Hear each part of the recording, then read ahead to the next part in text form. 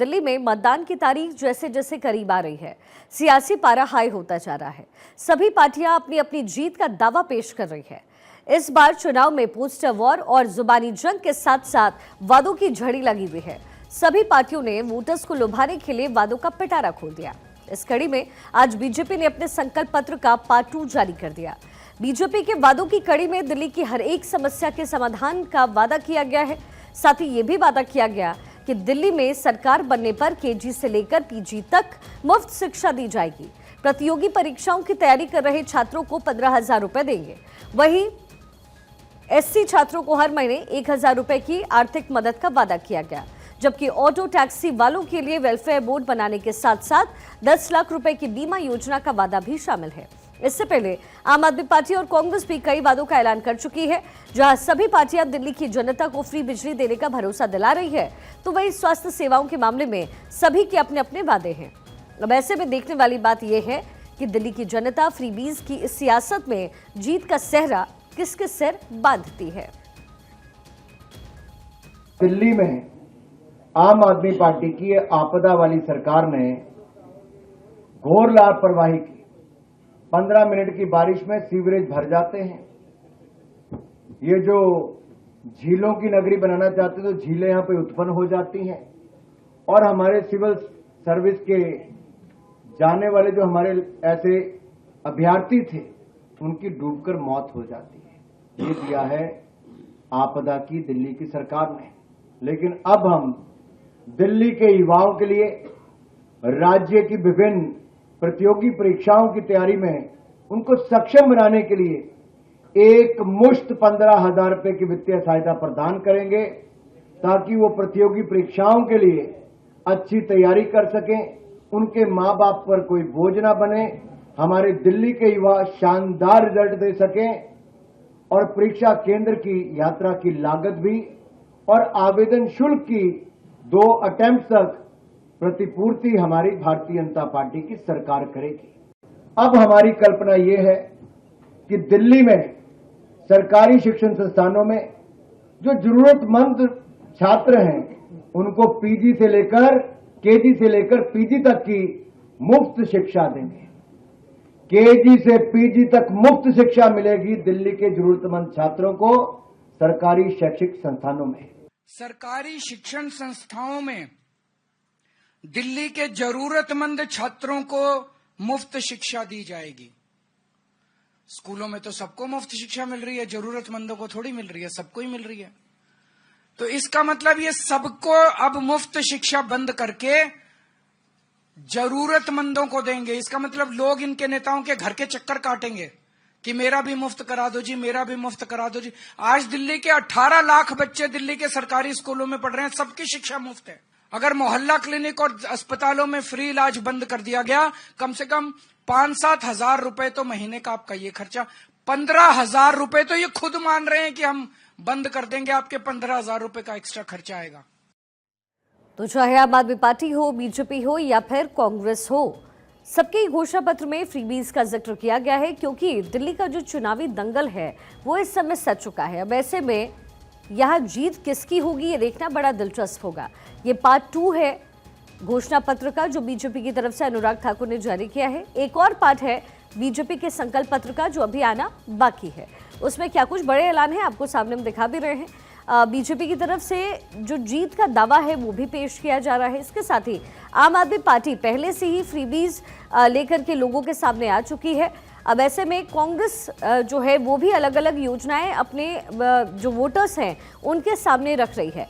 एक तरफ अरविंद केजरीवाल, दूसरी तरफ बीजेपी और फिर ये पूरा मुकाबला त्रिकोणीय करता हुआ जो कांग्रेस पार्टी है वो भी इस समय नजर आ रही है। लेकिन जो दिल्ली की जनता है वो किस पर विश्वास जाहिर करती है ये आगे देखना दिलचस्प रहने वाला है, क्योंकि सत्ता परिवर्तन के लिए बीजेपी बेकरार है, तो एक बार फिर से सत्ता पर काबिज करने के लिए अपने आप को करने के लिए अरविंद केजरीवाल और आम आदमी पार्टी अपने आप को प्रतिबद्ध इस पूरे चुनाव के लिए करती हुई नजर आ रही है।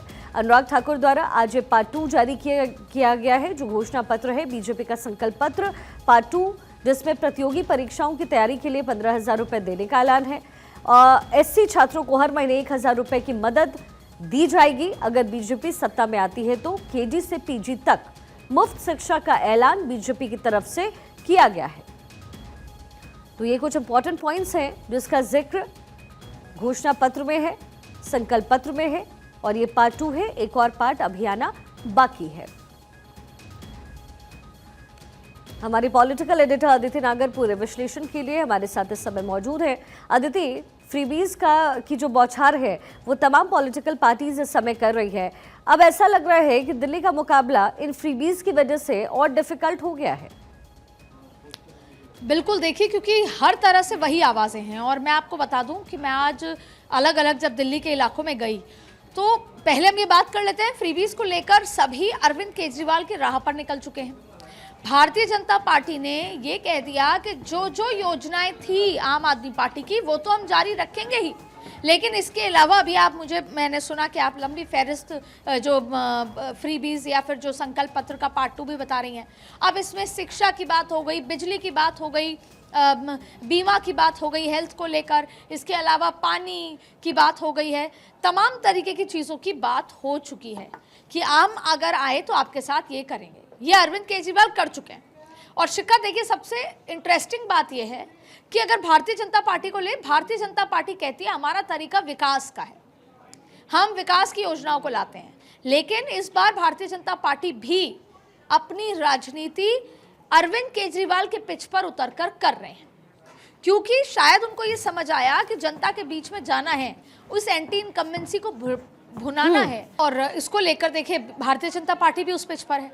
अब आप देखें कि कांग्रेस भी वही फ्री बीज की, ऐसा नहीं है कि कुछ नया कर रही है। फ्री बीज उससे कर्नाटक में भी किया, तेलंगाना में भी किया, फ्री बीज उसने हिमाचल में भी किया, राजस्थान की कई योजनाएं लेकर आए हैं। तो जाहिर तौर पे जो आप कह रही हैं कि मुफ्त की योजनाओं के बीच कौन सबसे ज्यादा लुभा सकता है जनता को और इस बात का विश्वास दिला सकता है कि हम करेंगे, वो जीत जाएगा। लेकिन अब देखिए, अगर बुराड़ी का जिक्र करें, मैं बुराड़ी गई, वहाँ मैंने कॉलोनीज से भी बात करी, जो अब कॉलोनियाँ बनी हैं 1981 के बाद बनी हैं, 90 के बाद खासतौर पे, जहाँ पर ज़्यादातर लोग जो हैं वो आए हैं, पहाड़ी जो लोग हैं, उत्तरांचली जो लोग हैं, वो गढ़वाली जो लोग हैं वो वहाँ पर थे।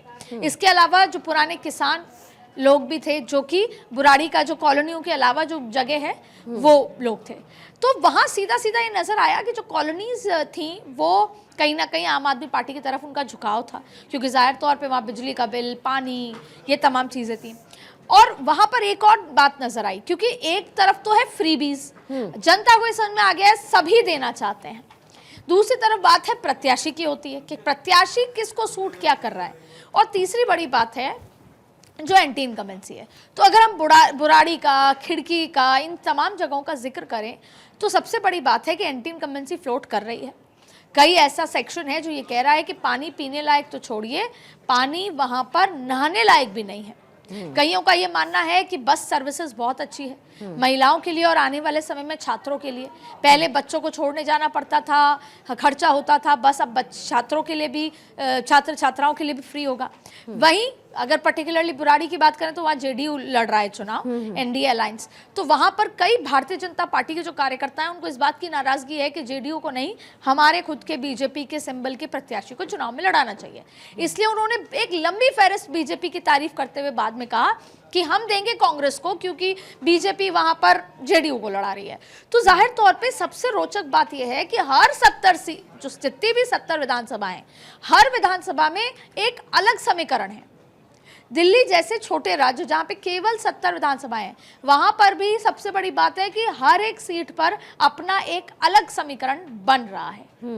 कहीं पर बीजेपी वर्सेस कांग्रेस है, कहीं पर आम आदमी वर्सेस बीजेपी है ज्यादातर, कहीं पर आम आदमी वर्सेस कांग्रेस है, जैसे कि बुराड़ी का जिक्र कर रहे हैं। तो जाहिर तौर पे, और जब जनता के बीच में हम गए तो उन्होंने तारीफ जरूर की कि बिजली का बिल नहीं आ रहा है, बसें मिल रही हैं, लेकिन अब लोग ये कह रहे हैं कि जो गांव किसान के लोग हैं उनको मुफ्त राशन नहीं चाहिए, उनको चाहिए बेहतर सुविधाएं, उस सेंस में कि सरकार हमारा उत्थान कर सके, हमें डिपेंडेंट ना बनाए।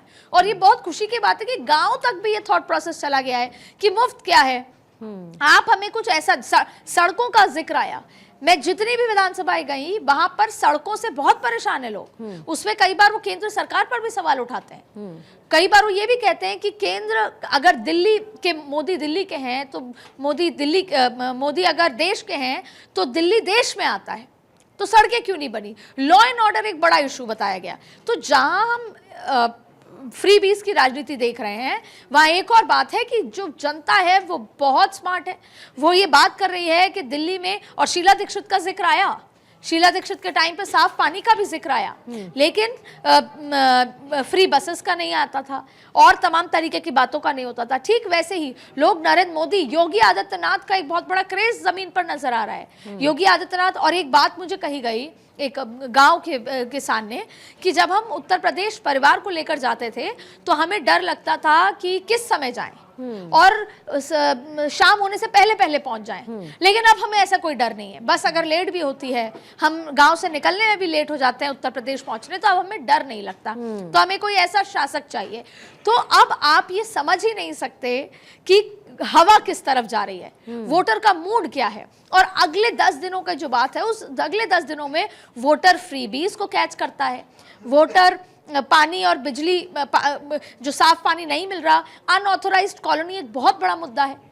आप जहां पर आपने देखा कि किस तरीके से वो दंगे वाली जगह जहाँ पे मुस्लिम बाहुल्य इलाका है, वहाँ पर अनऑथोराइज्ड कॉलोनी है जिसको लेकर वो परेशान है कि लोग अभी भी उनको पट्टा नहीं मिला है और कॉलोनी ऑथोराइज नहीं है, फिर भी वो पैसे देकर ज़मीनें खरीद रहे हैं, मकान बना रहे हैं, लेकिन कभी भी कुछ भी हो सकता है। तो ऐसे बहुत सारे मुद्दे हैं।